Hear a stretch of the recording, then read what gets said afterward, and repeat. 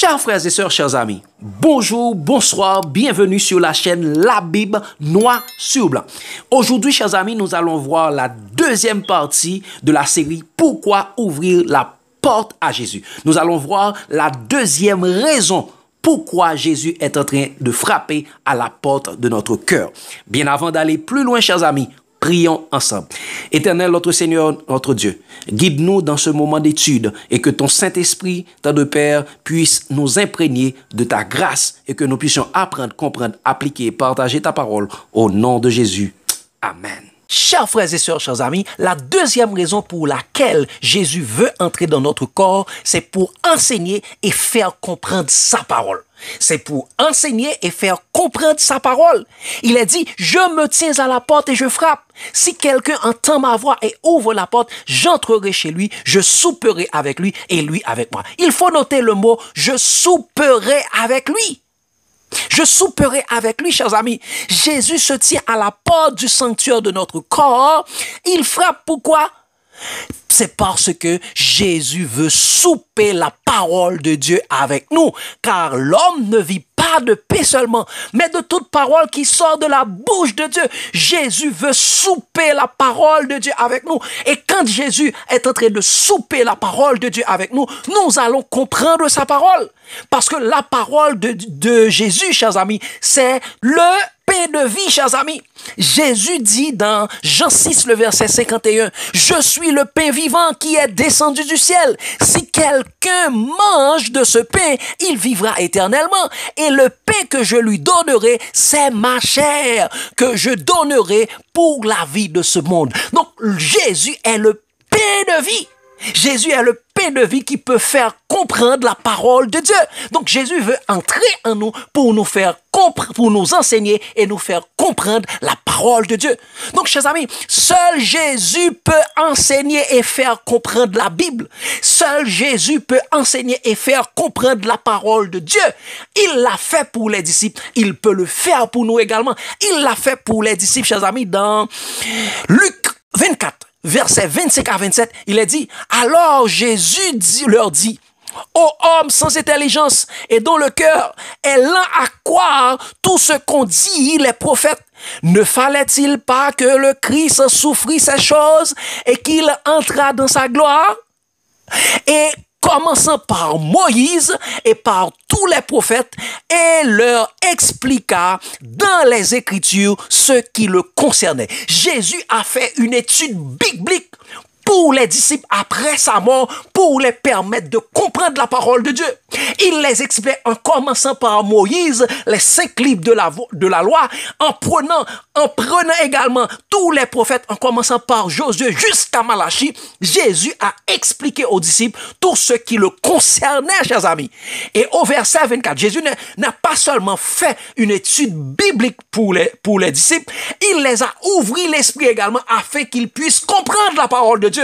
Toujours dans Luc 24, au verset 45 et 46, regardez ce qu'il a dit, chers amis. Puis il leur dit, « C'est là ce que je vous disais lorsque j'étais encore avec vous, qu'il fallait que s'accomplisse tout ce qui est écrit de moi dans la loi de Moïse, dans les prophètes et dans les psaumes. » Et au verset 45, regardez ce qu'il a dit. « Alors il leur ouvrit l'esprit afin qu'ils comprissent les Écritures. » Donc, quand Jésus veut entrer en nous, Jésus veut souper la parole de Dieu avec nous, c'est pour nous enseigner et nous faire comprendre la parole de Dieu. Donc, seul Jésus, chers amis, peut faire comprendre la parole de Dieu. Et nous devons comprendre, chers amis, hors de Jésus, c'est l'aveuglement spirituel. Hors de Jésus, c'est l'aveuglement spirituel. C'est ce qui est écrit dans 2 Corinthiens 3, le verset 14 à 16. Il est écrit, « Mais ils sont devenus durs d'entendement, car jusqu'à ce jour, le même voile demeure quand ils font la lecture de l'Ancien Testament. Il ne se lève pas parce que c'est en Christ qu'il disparaît. » Donc, chers amis, quand on lit l'Ancien Testament, si on rejette Christ, on ne va pas comprendre la parole de Dieu. C'est pourquoi les Juifs n'ont pas d'entendement, n'ont pas de compréhension de la parole de Dieu. Ils restent dans la Torah, mais ils ne comprennent pas les mystères de Jésus, des mystères de Dieu. Ils ne comprennent pas ça. Jusqu'à ce jour, le même voile demeure. Et c'est pourquoi Paul continue, il dit encore, chers amis, jusqu'à ce jour, quand on lit Moïse, quand on lit la loi, quand on lit la Torah, quand on lit l'Ancien Testament, un voile est jeté sur leur cœur, un voile est jeté sur leur esprit. Mais lorsque les cœurs se convertissent au Seigneur, lorsque les cœurs se convertissent à Jésus, la voile est ôtée. Donc, chers amis, sans la conversion du cœur, sans la circoncision du cœur, sans avoir une transformation spirituelle en Jésus, c'est l'aveuglement spirituel. On peut toujours être des docteurs de la loi, comme les pharisiens du temps de Jésus et de Paul. On peut avoir des bac plus 1, bac plus 4 et bac plus 1000 dans la science de Platon, la théologie. Si on ne renonce pas à cette folie de sagesse, si on ne renonce pas à ces sciences des hommes, comme l'apôtre Paul l'avait fait dans Philippiens 3, si on n'a pas la foi de Jésus, la voile de l'aveuglement spirituel nous atteindra comme les Juifs d'autrefois. Comme les Juifs d'autrefois. Et Jésus confirme que cet aveuglement subsiste encore quand il écrit, quand il envoie sa lettre à Laodicée.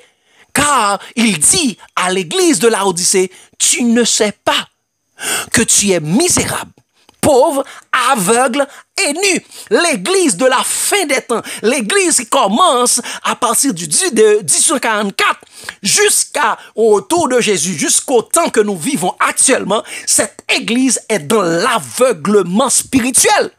C'est pourquoi Jésus le conseille. Regarde ce que Jésus dit. Jésus dit, je te conseille d'acheter de moi. Jésus ne dit pas, je te conseille d'acheter de un tel ou de une telle, de Martin Luther, de Jean Wycliffe, de Jean Calvin, de Ellen G. White, de un tel. Jésus dit, je te conseille d'acheter de moi de l'or éprouvé par le feu. Tous ces serviteurs étaient des serviteurs et des servantes de Dieu. Mais ils ne sont pas le modèle. C'est pas eux qui peuvent faire comprendre la parole de Dieu. C'est Jésus. Jésus dit, je te conseille d'acheter de moi de l'or éprouvé par le feu et un vêtement blanc.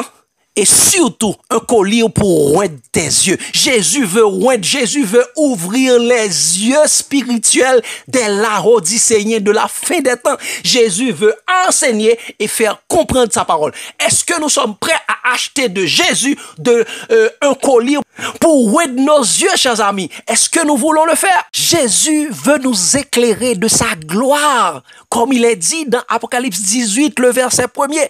C'est-à-dire nous remplir de sa connaissance avant notre entrée dans le royaume des cieux.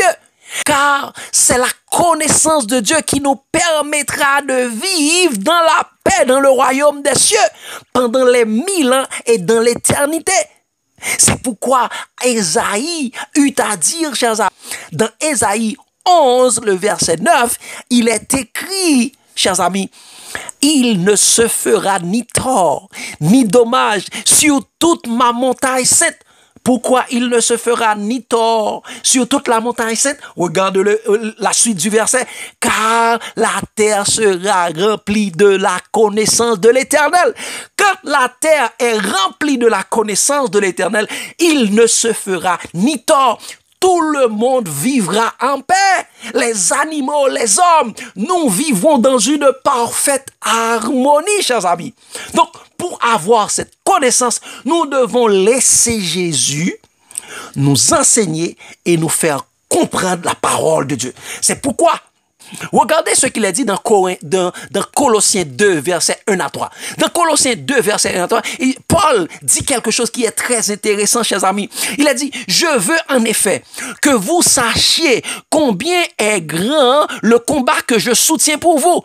Et pour ceux qui sont à Laodicée, waouh, à Laodicée, l'église du dernier temps, il faut noter ce que Paul dit là, chers amis. Et pour tous ceux qui n'ont pas vu mon visage en chair, Donc, nous n'avons pas vu le visage de Paul, mais Paul écrit pour nous également. Il dit, afin qu'ils aient un cœur rempli de consolation, qu'ils soient unis dans la charité, dans l'amour, et enrichis d'une pleine, regardez, écoutez, chers amis, afin qu'ils aient enrichi d'une pleine intelligence pour connaître le mystère de Dieu, à savoir Jésus. Donc Jésus est le mystère de Dieu. Et regardez la suite, mystère de Dieu, mystère dans lequel sont cachés tous les trésors de la sagesse et de la science. En Jésus, Jésus-Christ, chers amis, est le mystère de Dieu. Jésus-Christ est le mystère de Dieu. Celui qui a l'intelligence de chercher à connaître Jésus aura aussi les trésors de la sagesse et de la connaissance de Dieu. Et la connaissance de Dieu, la connaissance du seul vrai Dieu, chers amis, la connaissance de Jésus-Christ, c'est la vie éternelle. Jean 17, le verset 3. La vie éternelle, c'est qu'ils te connaissent, toi, le seul vrai Dieu, et celui que tu as envoyé, Jésus-Christ, chers amis. La parole de Dieu doit être l'objet de notre quête de connaissance de Dieu, chers amis. Donc, la deuxième raison pour laquelle Jésus veut entrer dans notre corps, Jésus veut entrer dans notre sanctuaire corporel, c'est pour nous enseigner et nous faire comprendre la parole de Dieu. C'était la deuxième raison pour laquelle Jésus est en train de frapper à la porte de notre temple corporel. Jésus dit, je me tiens à la porte et je frappe. Si quelqu'un entend ma voix et ouvre la porte, j'entrerai chez lui, je souperai avec lui et lui avec moi. Et il est dit plus loin, chers amis, aujourd'hui, si vous entendez sa voix, n'endurcissez pas votre cœur. Déjà, on se donne rendez-vous pour la troisième raison, chers amis, pourquoi ouvrir la porte à Jésus. C'était avec vous, la chaîne La Bible Noir sur Blanc. Vous connaîtrez la vérité et la vérité vous affranchira. N'hésitez pas, chers amis, à liker, partager et à commenter cette vidéo. Et si vous voulez intégrer notre groupe Telegram, ce sera au bas de l'écran. Vous trouverez le lien au bas de l'écran. Donc, que Dieu vous bénisse abondamment. L'amour de Christ nous presse.